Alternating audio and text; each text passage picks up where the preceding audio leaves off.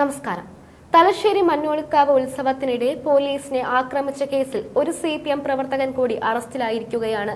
80ഓളം പേർക്കെതിരെ കേസെടുത്തിട്ടുണ്ടെങ്കിലും കുട്ടിമാക്കുൾ സ്വദേശി സഹദേവൻ അടക്കം 2 പേരെയാണ് ഇതുവരെ പോലീസിന് പിടികൂടാനായത്. ബാക്കിയുള്ളവർ ഒളിവിലാണെന്നാണ് പോലീസ് പറയുന്നത്. മഞ്ഞോളിക്കാവ് ഉത്സവത്തിനിടെ വ്യാഴാഴ്ച പുലർച്ചെ സംഘർഷം തടയുന്നതിനിടെ SI ഉൾപ്പെടെ പോലീസുകാരെ CPM പ്രവർത്തകർ ആക്രമിച്ചിരുന്നു. SI അഖിൽ, പോലീസ് ഉദ്യോഗസ്ഥരായ ഹെബിൻ, പ്രജീഷ്, ഷിബിത് എന്നിവരാണ് കയ്യേറ്റത്തിനിരയായത്. എഴുന്നള്ളിപ്പിനിടെ CPM പ്രവർത്തകർ ഈങ്കുല മുദ്രാവാക്യം വിളിച്ചതിനെ തുടർന്നാണ് സംഘർഷമുണ്ടായതെന്നാണ് പോലീസ് കേസ്. അതേസമയം കാവൽ സംഘർഷണത്തിനിടെ തർക്കം പരിഹരിക്കാൻ ഇടപെട്ടവരെയും പോലീസ് കേസിൽ പെടുത്തിയെന്നാണ് CPM പ്രാദേശിക നേതൃത്വത്തിന്റെ വാദം.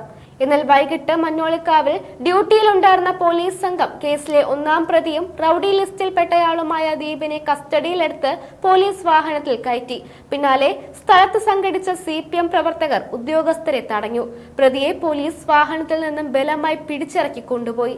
SI ഉൾപ്പെടെയുള്ളവരെ ഗേറ്റിനുള്ളിൽ പൂട്ടിയിട്ടു. കേരളം ഭരിക്കുന്നത് ഞങ്ങളാണെന്നും കളിച്ചാൽ തലശ്ശേരി സ്റ്റേഷനിൽ ഉണ്ടാകില്ലെന്നും ഭീഷണി മുഴക്കിയായിരുന്നു ബുധനാഴ്ചയിലെ ആക്രമണമെന്നും പോലീസ് തയ്യാറാക്കിയ FIR-ൽ പറയുന്നുണ്ട്. പിന്നാലെയാണ് കസ്റ്റഡിയിലെടുക്കാൻ എത്തിയപ്പോഴുള്ള അതിക്രമവും. ഉത്സവം നടക്കുന്നതിനാലും സ്ത്രീകൾ ഉൾപ്പെടെ വലിയ ആൾക്കൂട്ടം സ്ഥലത്തുണ്ടായിരുന്നതുകൊണ്ടും പോലീസ് കൂടുതൽ ബലപ്രയോഗത്തിന് തുനിയാതെ പിൻവാങ്ങി. തടഞ്ഞ CPM പ്രവർത്തകരിൽ ഒരാളെ കസ്റ്റഡിയിലെടുത്തിരുന്നു. പിന്നാലെയാണ് കലാപശ്രമത്തിനും കൃത്യനിർവഹണം തടസ്സപ്പെടുത്തിയതിനും ഉൾപ്പെടെ കേസെടുത്തത്. ദൃശ്യങ്ങൾ കേന്ദ്രീകരിച്ചാണ് കേസെടുത്തത്. സംഘർഷത്തിനിടെ സംഘർഷം നിയന്ത്രിക്കാൻ ഇടപെട്ട പോലീസ് ഉദ്യോഗസ്ഥരുടെ യൂണിഫോം വലിച്ചു കീറിയ സംഭവമടക്കം ഇവിടെ ഉണ്ടായിരുന്നു.